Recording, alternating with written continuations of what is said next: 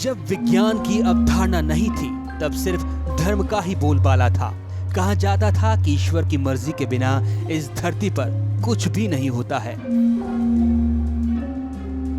हवाओं का चलना, तूफानों का आना, समंदर में लहरों का उठना, चांद का छिपना, सूरज का निकलना, सब ईश्वर की मर्जी है। किसी इंसान को दुख दर्द, बीमारी को देने वाला सब ईश्वर ही था।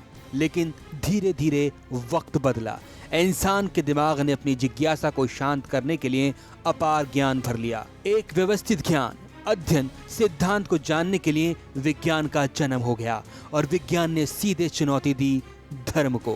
प्राचीन भारत के महान खगोल शास्त्री, मैथमेटिशियन आर्यभट्ट ने कहा कि पृथ्वी अपने अक्ष पर घूमती है। ग्रहण लगने की वजह राहु केतु नहीं, ग्रहों की छाया है। ये घटनाएं भौतिक हैं। निकोलस कोपरनिकस ने दुनिया को क्रांतिकारी सूत्र दिया कि पृथ्वी अंतरिक्ष के केंद्र में नहीं है, यानी ईश्वरीय ताकतों से इसका कोई ताल्लुक नहीं है। गैलीलियो पहली बार वैज्ञानिक सिद्धांतों से ग्रहों के गतिशील होने का पता लगाया। टेलीस्कोप का आविष्कार किया। चार्ल्स डार्विन ने मानव विकास की थ्योरी दी। न्यूटन ने गुरुत्वाकर्षण की थ्योरी दी। अल्बर्ट आइंस्टाइन ने फोटो इलेक्ट्रिक इफेक्ट की खोज की। ईश्वर के होने न होने से खुद को अनजान बताया, नास्तिक भी नहीं कहा। इस दौर के महान वैज्ञानिक स्टीफन हॉकिंस, जिन्होंने ब्लैक थ्योरी को आगे बढ़ाया, ईश्वर के होने को लेकर साफ तौर से इनकार कर दिया। इन महान वैज्ञानिकों ने वो खोजें की जिनसे मानव के विकास में मदद मिली। साथ ही दुनिया के साइंटिस्टों ने ईश्वर के होने या न होने पर प्रश्न चिन्ह लगाया। साइंस लगातार वो राज खोल रही है जिन्हें हम अभी तक सिर्फ ईश्वरीय ताकत मानते आए हैं। विज्ञान क्षेत्र से धर्म के बारे में कहा जाता रहा है कि वो कोरी कल्पनाओं और अंधविश्वासों पर आधारित हैं। किंवदंतियों को इतिहास और उक्तियों को सबूत मानते हैं। धर्म तर्क और प्रमाण देने से कतराता है, इसलिए उसकी नींव खोखली है।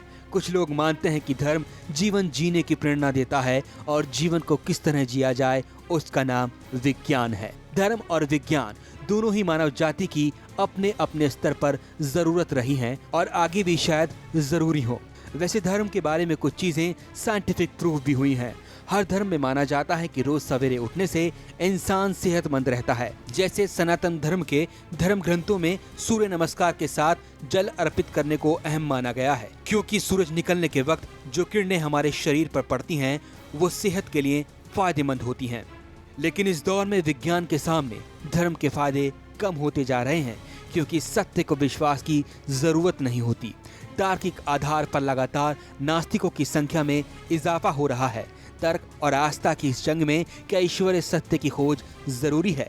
क्या विज्ञान ने ईश्वर की आस्था को बेईमानी बना डाला है?